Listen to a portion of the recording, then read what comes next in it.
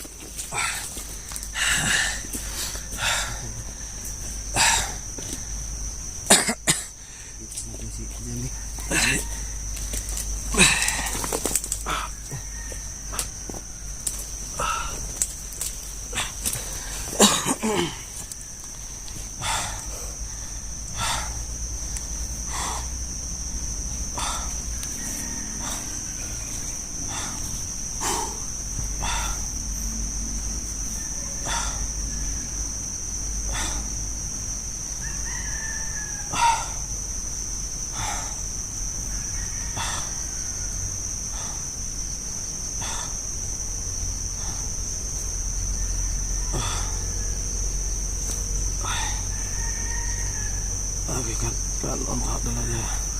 Gi pagkaon ba? Gutom na pugay ko. Ayo.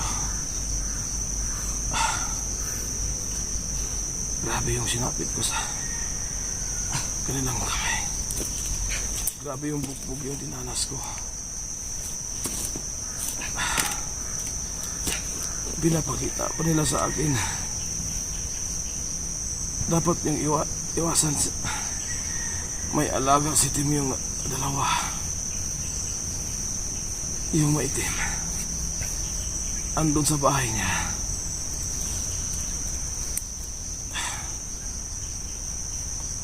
Grabe ang sama-sama nito niyo. Pinapakita sa akin kung paano niya pinapakain yung mga biktima niya sa kanyang alaga.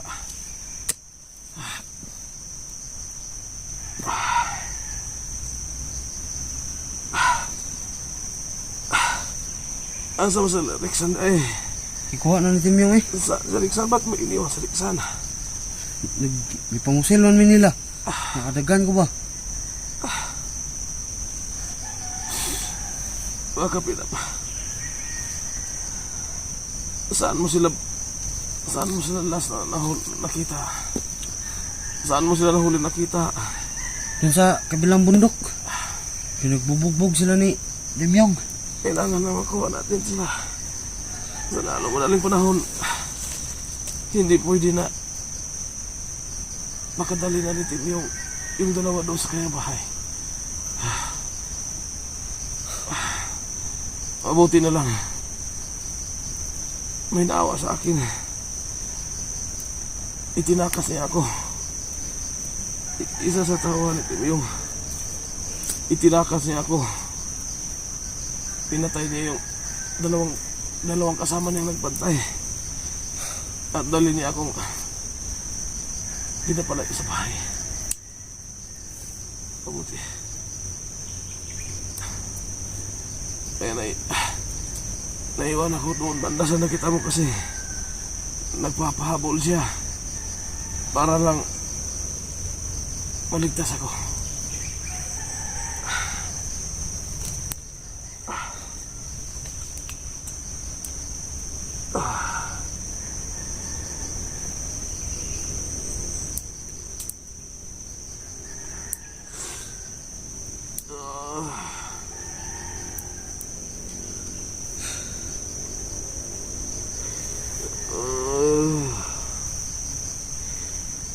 Grabe na tagalaga kasama ni Timyong.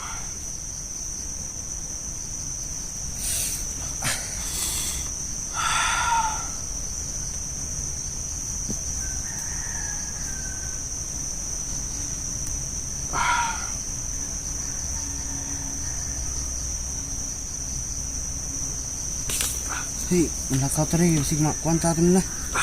Masundan ta. Sakit ang ulo ko. Ano yun?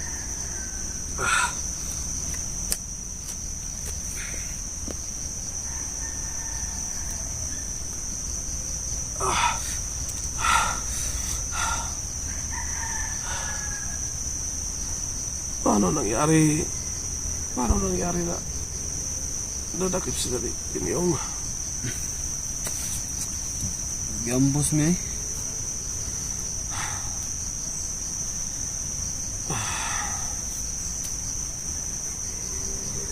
Pagkambos sa mga ba, nagkabulag-bulag na eh. Nakita na ko sila last. Bubuk-buk silang Timyong. Kulata sila. Ako ba, nakita akong Timyong. Pusil-pusil po ko niya. Kadagan ko. Naman silang gisundan. Nakita akong Timyong. Hindi ko pusil. Hindi ko naigo.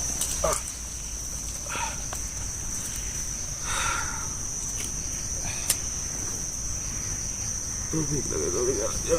Wala ko lagi.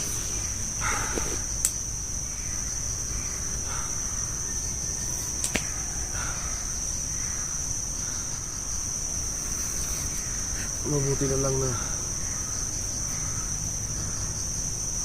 may naawa sa akin doon sa kampo ni Timyong. Habang umalis si Timyong, may 3 na kabantay sa akin. Naawa yung isa. Tinakas niya ako at nagpapahabol siya habang iniwan niya ako sa damuhan. Kamu rin itong ipusil-pusil na ganun. Papahabol siya. Pantura kayo nakadungog kung mga buto.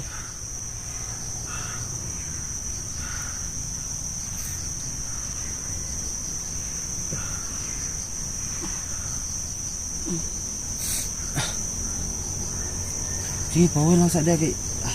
Pwede ko magbantay pa ko rin sa ribot. Ang balit ko.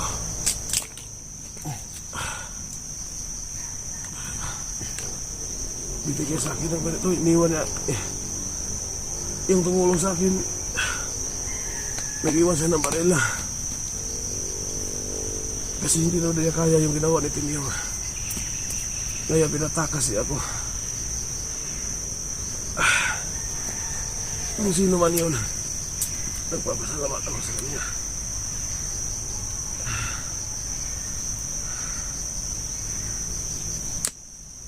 May tumulong sa akin.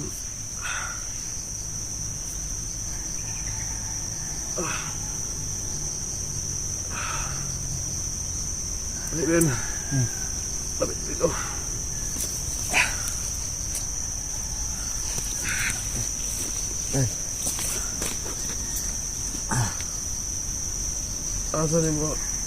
Asa ni mo nakitaan sila las? Sa bigas buntod. Ato matuon. Mga kataon-taon. Wala tao. Kaya naman ka nimo. Buhay na ko katali. Sige. Paway lang sa dia. Hindi pwede na. Iiwan natin sila dito. Kasi kitang-kita ng dalawang mata ko. Ang kasamaan ni Timyong.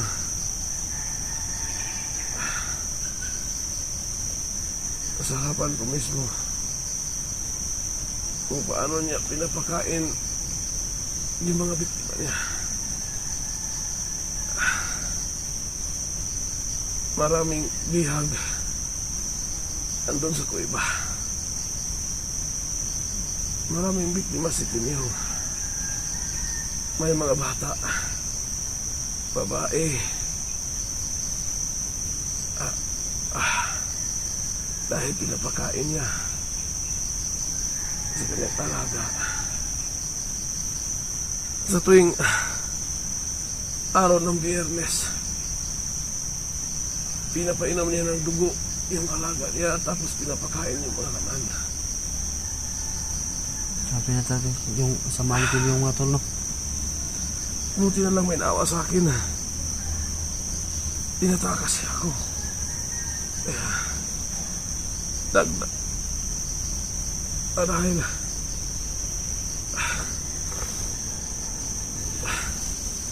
pag nakita natin yung si Rixan itong yung ita,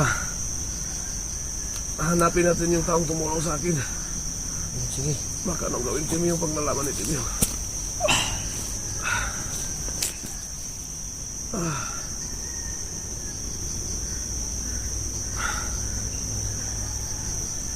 Kunin mo yung kapila ko.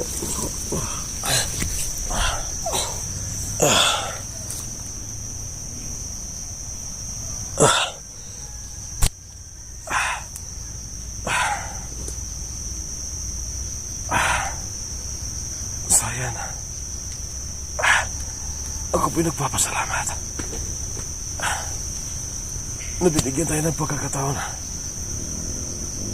na makatakas sa kamay ni Timyong. May isang paninong tauhan si Timyong na tumulong sa akin. Itinagas niya ako mula sa bahay ni Timyong. Iniwan niya ako sa damuhan. Dahil nagpapahabol siya. Agay! Para buti na lang nito si Raven. At masakit yung nalaman ko kay Raven na yung ita yung tumulong sa akin at yung anak yung nasa Rixan, kinuha niya, binihag niya sariling anak ni Timyong. Bakit nang ginanon? Raven, bakit Raven, bakit? Hindi ko rin alam. Bakit? Hindi ko alam yung anak. Iwan ko anong nangyayari kay Timyong. Sariling anak niya. Nag-aaral yung bata.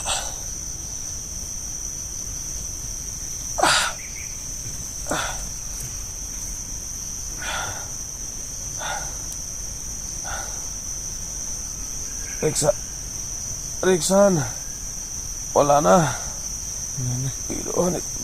Yung ita wala. Hindi mo sila natulungan. Ang dagan ko. Tumakbo ako. Sobrang dami nila. Nambos kami. Pagbuwa na sana kami nun. Kailangan tayo mag-ingat dito kasi hindi tayo masyadong malayo sa bahay ni Timyong. Yung mga aso na yan, alaga yan ni Timyong. Napakalat. Mag-alagala yan sa gubat.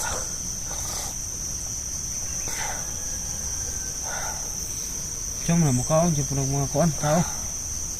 Hindi ko nakita ko lang. Yung dalawang alaga ni Tim yung na itim yung katawan. Pinapakain na yung mga biktima niya. Tuwing Biyernes po, ng araw po ng Biyernes. Yun po ang time na papakainin na yung mga alaga ng tao. Ah.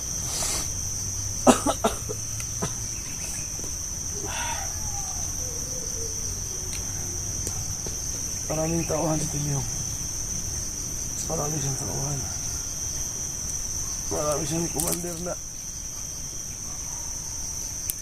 mga tao niya.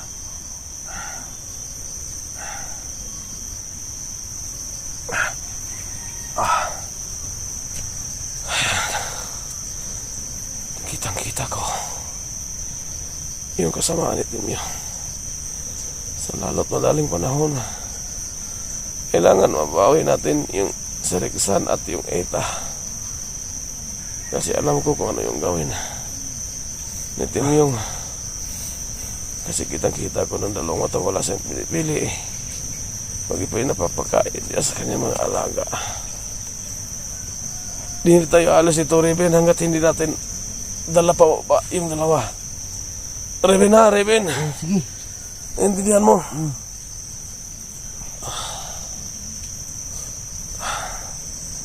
May mga ingay dyan na banda.